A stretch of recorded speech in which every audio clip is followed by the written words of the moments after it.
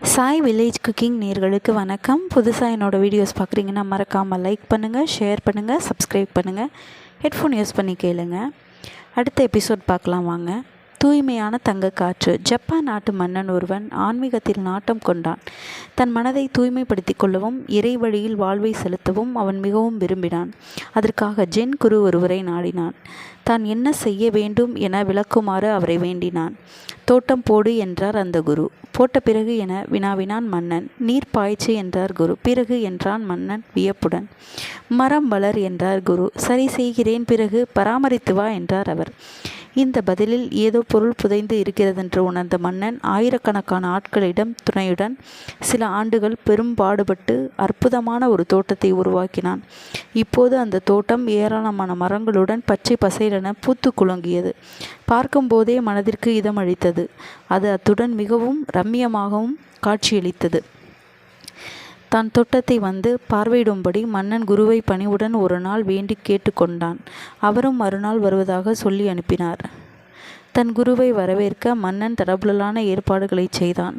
வேலையாட்களை ஏவி தோட்டத்தை துப்புரவு பெருக்கி ஒரு சருகு சுள்ளி காய்ந்த இலை கூட இல்லாமல் பளிச்சென இருக்கும்படி செய்தான்.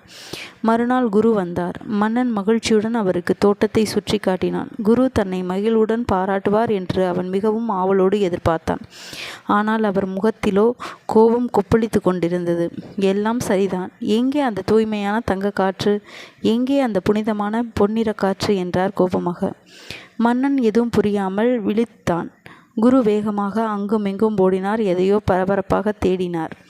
கடைசியில் கூடையில் சேகரித்து வைக்கப்பட்டிருந்த காய்ந்த இலைகளையும் பழுத்த சருகுகளையும் அள்ளி வந்து அங்கே கொட்டினார். அப்போது பார்த்து காற்று சுழன்று வீசியது. வீசிய காற்றில் மஞ்சள் நிறமான பழுத்த இலைகள் தோட்டமெங்கும் சுழன்று பறந்தோடின. ஆஹா, பிரமாதம்! இதுதானப்பா பொன்னிற காற்று. இப்போது பார், உன் தோட்டமே உயிரோட்டம் உள்ளதாகிவிட்டது என்றார் குதூகலமாக.